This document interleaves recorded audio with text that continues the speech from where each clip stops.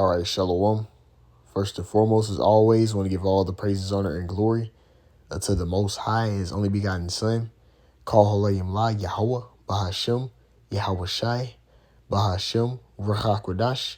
Double honors to the apostles and elders of Great Millstone who root and teach well. Wa Barakathum, to the hopeful elect. All right, now today through the Spirit, I want to go into a video entitled,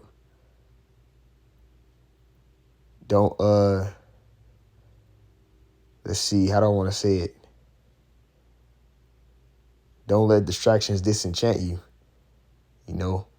because ultimately, speaking of myself first and foremost, it's all types of different things that are trying to, attack our spirit, and get our spirit to indulge in all types of other things contrary to this work, prophecy, man. Esau is having all these great fights happen. He's pushing out all this different new technology. A lot of entertainment. The entertainment is kind of, going for to say will. These various different fights happening. Sports is kind of getting more popular. Ultimately, everything is like geared towards, ultimately that bread and circus, like the ancient Roman Empire did, to keep, everybody distracted from what they're actually doing, which Esau is in a time period. We're in a time period where he's getting ready to push forward his NWO. All right, which is the main thing is going to be that universal basic income. And that's going to be that micro C-hip, that charagma, that Revelation 13 and 16, to make all purchases and everything be in his control, to have control over your mind and your spirit and your financial records, your medical records, your finances, all of that on that micro C-hip. You see? He's trying to distract you and knock you off the path of, focusing in on Yahweh Shem Shai. You see, we're in a time period where we gotta, battle those things, man. Even the demons that come with these various different things. There's demons that are trying to, Esau is channeling out demons trying to attack our minds as well. So we gotta fight to just stay on our watch, to stay being watchmen. This is Ephesians chapter 5, and I'm going to give verse 15 through 17.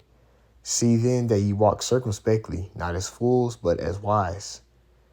You see, not as a person that's not without understanding. We got to walk like we got the understanding, and we got to pay attention to the prophecies. Verse 16, redeeming the time because the days are evil, and redeem the time by the scriptures, because we're in a time period where the Lord's going to bring bad times. Verse 17, wherefore be ye not unwise, but understanding what the will of Yahweh Shem Shai is. And we got to know what the Lord is getting ready to do by way of what? The prophecies. He told us what he's going to do. You see, so that's why we got to stay on our watch. It's tougher as it's going to get. It's going to get harder and harder to stay on that watch until the Lord returns back. But, our spirits are being attacked. You see, we got to stay focused in on, the kingdom to come and the stuff to come versus the things we see now. This is 2 Ezra 9 and 1.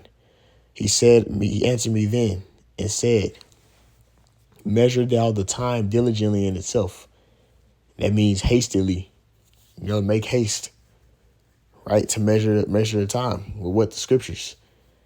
It says, and when thou seest part of the signs past, which I have told thee before, then shalt thou understand that it is the very same time wherein the highest will begin to visit the world which he made. And we're in the time period of Yahweh Shem Shai returning back. You read Matthew 24, it names all those various prophecies that will happen before he will return back. The disciples asked him, they said, Lord, when shall be the sign of thy coming and the end of these times, man? The end of this world, ultimately. And guess what? He told them, he gave them the prophecies. You see, and we're in a time period, all those prophecies that he named to the disciples on the Mount of Olives is happening now. So that means that we're in a time period, then we're in that generation where, hey, the Lord will return. Yahweh Shai, who the word English calls Jesus, his name is Yahweh Shai. All those prophecies he said to his disciples are happening now. You see, so we got to stay on our watch. This is 1 Peter 5 and verse 8. Be sober, be vigilant. You see, and sober means be of the right mindset. That means you're in a mindset of prioritizing Yahweh Shai and seeking the kingdom to come. Not seeking this kingdom, because this kingdom we see now is going to burn up. It's going to pass away. You see, it's temporary. And vigilant means to be alert, watching. Because your adversary, the devil, as a roaring lion, walketh about seeking whom he may devour. Now, the spiritual demon Satan is sending different various demons and spirits and allowing Esau to channel spirits to fuck with us, but also actual Esau. You know, he's trying to destroy us, man, with all these different enchantments he's pushing. So we got to stay focused and stay on our watch, man. You see, and keep the main thing, and stay focused on the kingdom to come. Because Esau try to get you disenchanted and make you try and have it on this side. Now brothers, we do the best we can. Speaking myself first and foremost, we try and grind it out and do the best we can, but we got to keep the main thing. We can't get too caught up trying to, build ourselves up in this side that you ain't building up your spirit. That you're not fruitful in the ministry. If anything is making you unfruitful in the ministry, then that's going to lead to you having to let it go. You see, and that may be, for certain brothers, that may be them having to, have less ambition because it's making you not fruitful in the ministry. You got to make sure you're able to do this work. This Matthew 24 and verse 44. Therefore be ye also ready, for in such an hour ye think not, the Son of Man cometh. You see, I want to get that word ready. And it says, the hour you think not, the Son of Man cometh, because we don't know the exact date. We just know the signs of the season when he's going to come. We don't know the exact date. So we got to continue to stay striving and stay, focused, because we don't know when the Lord going to return. But we had a signs to know we're in a season of him returning. I want to get that word ready. This is ready, Strong's G 2092. And it says, hey Tamos, right? It says, prepare, ready at hand, opportune, seasonable, prepared, right? It says, adjusted, ready, prepared. You see? So it means to be prepared. You see, opportune. Let's get the word opportune. It says, well chosen, particularly favorable or appropriate. Now, who's the Lord going to show grace and favor to? Or who's going to be appropriate for the Lord? The elect is. They're going to be found with no guile. They're going to be found as They're going to be like those chaste virgins. You see, not defiled by the doctrine and ideologies of Esau, man. So they're going to be opportune in there. Right? Let's get prepared too. Ready for use. Willing. Ready to do or deal with something. You're going to be ready to go in that chariot, man. You see? Prepared. This is Romans 13 and verse 11. And that knowing the time, that now it is high time to awake out of sleep. That dead state of mind. Wake out of that spirit of not being able to see past this world we live in. You got to be able to look past this place and seek the world to come. It says, for now is our salvation nearer than when we believed. Our deliverance is nearer than when we believed. You see, how about Shai bringing that fathership and beaming us up into it and delivering us out of this state we're in right now is near. You see? So we have to continue, to keep striving for it and continue to believe in that regardless of what we go through or what we're going to have to deal with.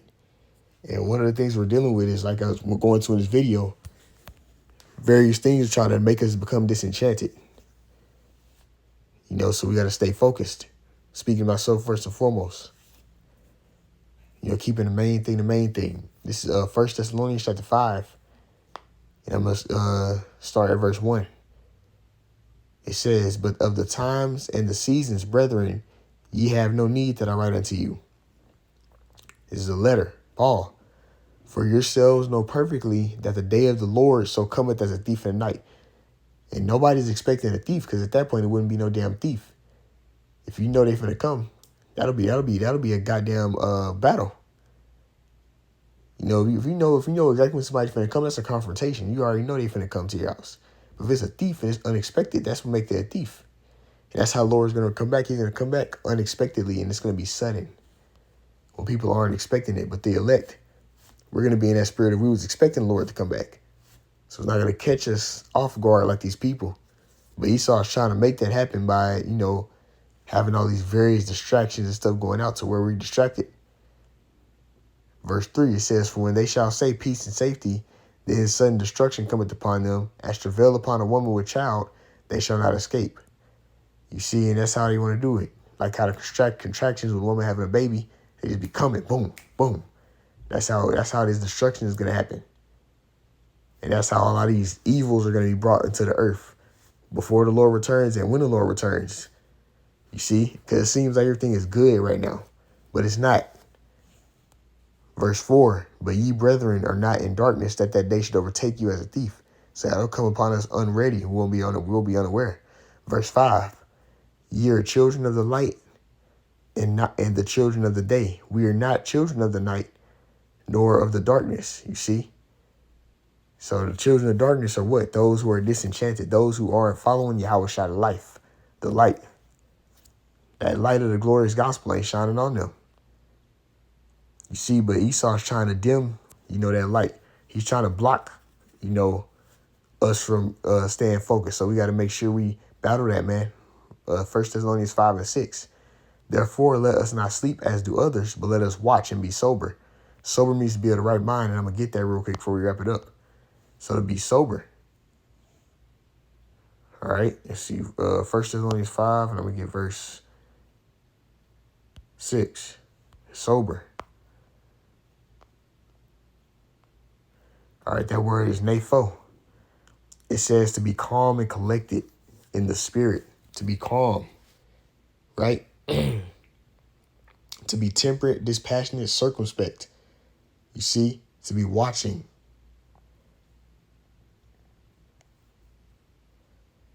It says not affected by alcohol. So you're not affected by all.